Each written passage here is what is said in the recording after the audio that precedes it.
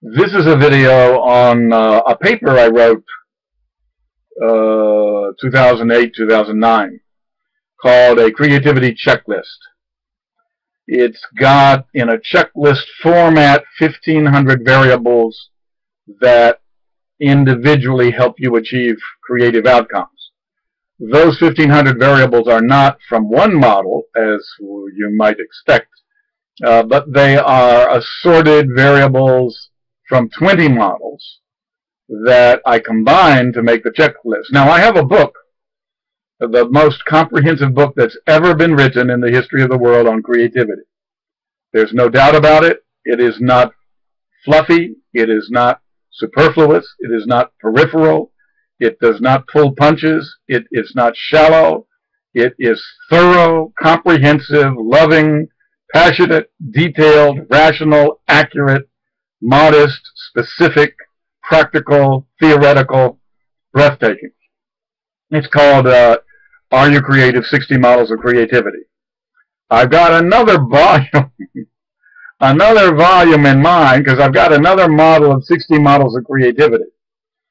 But it's that first book, Are You Creative? 60 Models, is about 3,000 pages. So it's a big deal to write volume 2. So I'm not going to write the second 60 Models of Creativity until some professor out there tries to match my first 60 Models of Creativity. But to be honest, I think it's a fair statement. And you take a look at the book. You read, say, chapter 20, chapter 30, chapter 45. You read those chapters from beginning to end, and then you tell me if you really think there's any professor alive who's intense enough on the topic to give diverse models of creativity the kind of thorough treatment that I have in that book. Now, there's a lot of things that I am not, and that book is not, that are wonderful things that I love reading and that other people have done.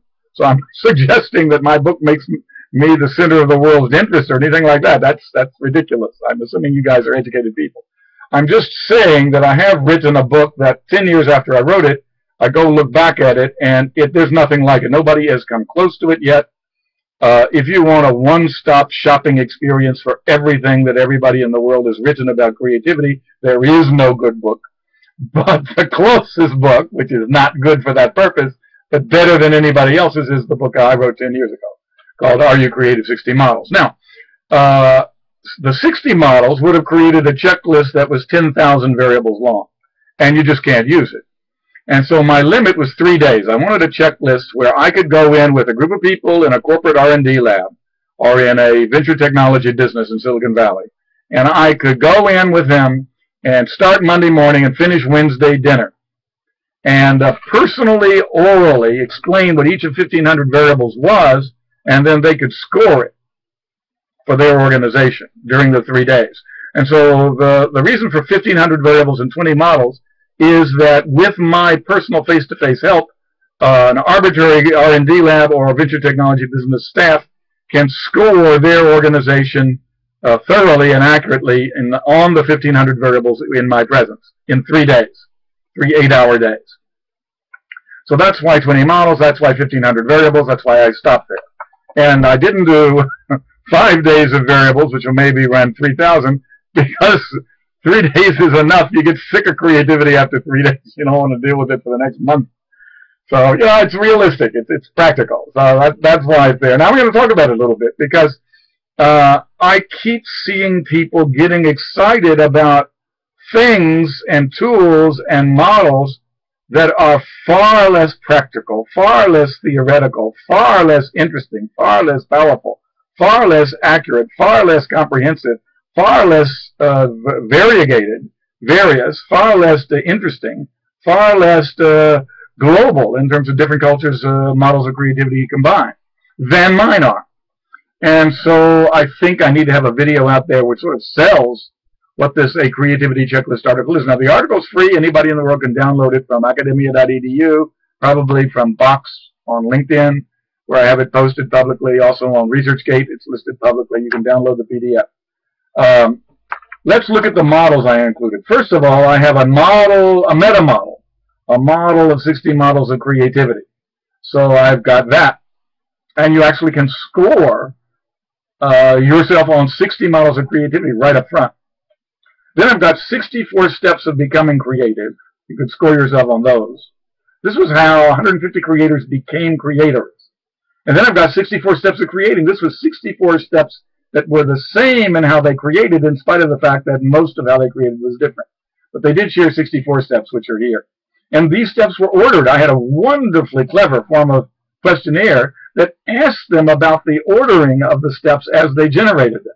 What comes after this? What came before this? Does this come after it? Does this come before it? And very cleverly designed, and it worked. And we ended up with an ability to mathematically order the 64 steps. Number 3 was 85 creativity conditions by a matrix of work, creative person, creative field of people you work with, and creative domain of knowledge you're working in, versus the natural selection process of variation, combination, selection, and reproduction. That matrix model of, I call it the Darwinian systems model of creativity. Then we have the 25 steps of the insight process, which is also the 25 steps of penetrating a culture that's foreign to you, because that's an insight process, which is also the 25 steps of building a successful marriage, because that's an insight process as well. Then I've got the 11 dimensions from the population automaton model of creativity. This is a very Santa Fe Institute nonlinear system dynamics centered model of creativity that tries to unite human creativity and the universe's creativity and natural selection processes creativity into one model. Then we have the 7 dimensions of the culture mixing model of creativity. Then we have the 16 types of subcreations from the subcreations model of creativity. Then we have the 64 ways organizations and people learn from the accelerated learning model of creativity. Then we have the 64 traits of creative works and persons and fields and domains from the traits model of creativity. Then we have the 64 ways people find great questions to address with their lives from the question finding model of creativity. Then we have the 96 processes of creating from a review of the history of science. Then we have the 64 sources of entrepreneurship. Then we have the 64 functions of great creative performing. Then we have the 64 formats of great creative composing. Then we have the 64 purposes of all arts. Then we have the 64 stages of being creative and creating power. Then we have the 64 invention operations, 128 invention operations from the Triz Altshuler model of creativity that he got from studying the history of patent elaborations. Then we have the 256 system effects found by my review of product managers that they required in order to be creative product managers. You had to spot and handle those 256 system effects. Then we have the 64 dimensions of any culture to measure the culture of devices versus the culture of users and create new versions that way. And then we have the 64 processes of any social entity inside each person, each group, each Boy Scout troop, each organization, each corporation, each nation. Every social entity in the world shares 64 social processes, economic ones, political ones, value creation ones, and social change ones.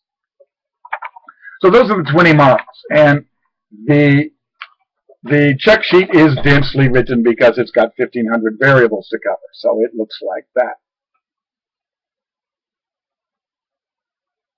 on each page.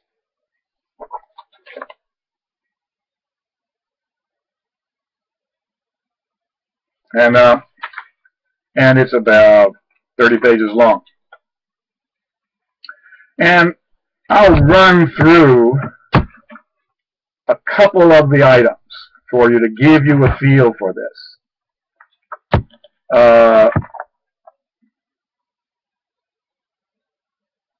Art overcomes the divisions, languages, cultures that forever split us. It binds together what men split. It uses and values diversity that hurts or irritates or overwhelms us. It presents a bigger, more diverse world than we personally choose to deal with and live in. It stretches us beyond the boundaries that imprison us, and thereby reveals that we didn't realize it, but we were imprisoned. That's one of 64 purposes of all arts. Invent devices or features of device parts that replace effort or attention needed by users. Do not induce users to decide and choose things where the choice really doesn't result in anything important. Remove choice from users that's unnecessary and waste their time. More freedom does not always equal more results or more satisfaction with the use of something. That's one of the Altshuler-Twiss points. System effects. Marketers can substitute their own bias for what consumers really want and can impose, rather than effectively communicate, requirements that engineers have and make. And so marketers and engineers and managers and consumers quickly, out of repeated conversation with each other, can assume they know what the other parties are thinking. And because thinking evolves every 6 months, every 3 months, every year, they're almost always wrong. That's one of the 256 system effects. Let's look at the social processes inside of every social entity. Historic dream, changing others then and there by what we do here and now. Historic dream happens when people unrelated to this creator take notice of his innovation and get inspired to liberate themselves from the same things he has liberated himself from. Some of them agree to covenant with him to change the field that he's in with him. Some of them are attracted enough to actually come and work under him as disciples. The drama of watching from afar as the Creator's liberation struggle, his loneliness and rejection by the field, gives way to admiration as he shows the way to a totally new way to create, to doing, and so he becomes a kind of haven, a safe place for radical aims and dreams that are not welcome in the field as a whole, that attracts immigrants, disciples, and distant copiers. This is the historic dream unleashed by the act of creation, changing people's decisions there and then in the future by what the Creator does here and now. A few of the more concrete ones in the beginning.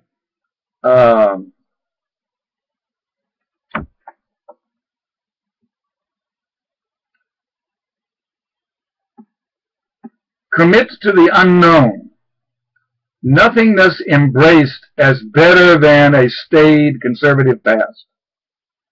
Better to leave all behind and go nowhere into nothing than to hang on to a past that's so well-trodden and boring. The absolute end of the road of existing in the current systems and in the current you.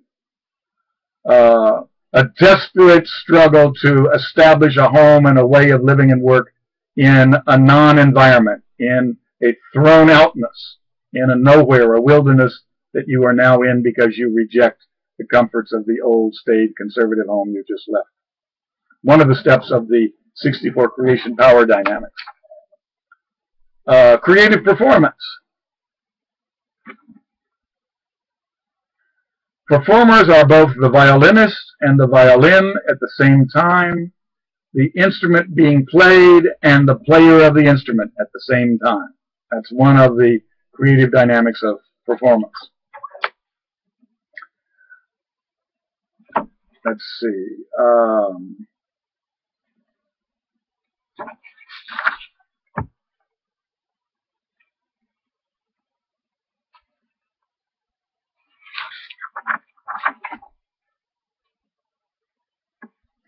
Undo childhood socialization, what it taught you not to see, and what it taught you to see. This is a comment by Ruth Bernstein on 96 Ways of Being Scientifically Creative.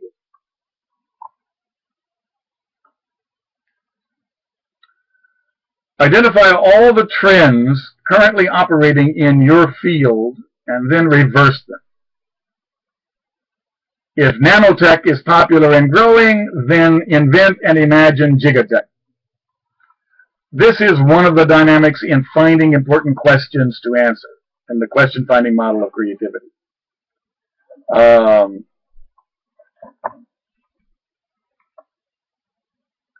seeing two cultures totally incompatible with each other, yet each wholly believing it is right and natural and each relatively coherent on its own terms, makes one doubt all values, beliefs, and relics of how you were born and raised.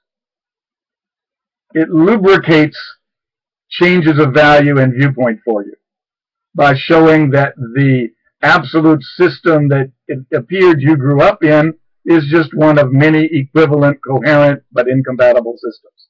Relativizing your values prepares the road for creativity in you later on. That's one of the culture blending, culture mix model of creativity's points.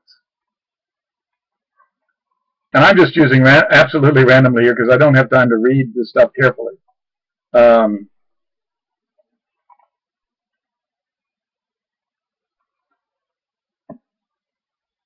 Avoid dissipative encounters. Just say no to excess activity. Just say no to hassles. Just refuse to engage anything that's complicated, political, or irritating.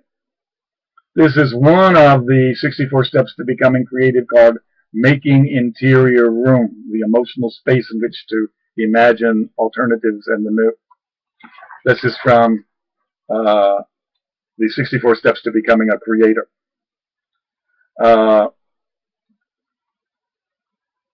The interesting thing you see is none of these steps that I've read is repeated in any of the other 1,500 steps.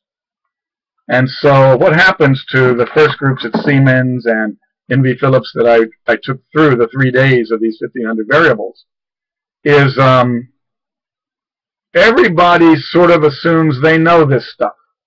They've read articles in Fast Company or some magazine. They've seen YouTube videos. They've seen interesting websites on Gizmodo on the web. They've read books about Silicon Valley and their own countries' replications of Silicon Valley. So they feel fair. Everybody feels that they know the dynamics of creating. And they do. Most people that I've tested out know about 200 creativity dynamics. But this is 1,500. And they are all distinct, and each has a multi-layered context they're in. And they're in order. And around about the end of day 2, people begin to see things in them that were where they refused to be creative in dimensions of their own life.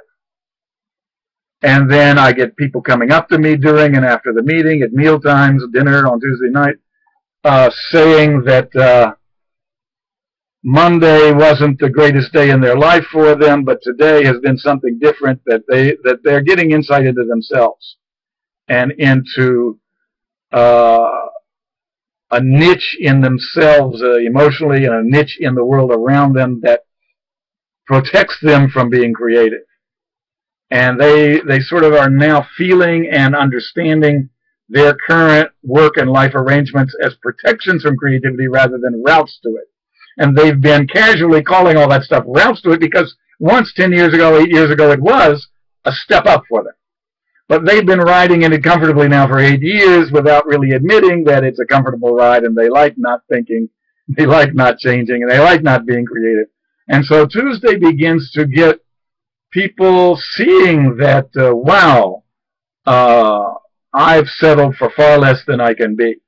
And it sort of lights a fire. And Wednesday becomes rather exciting because I've organized it so some of the most profound dynamics are on that third day.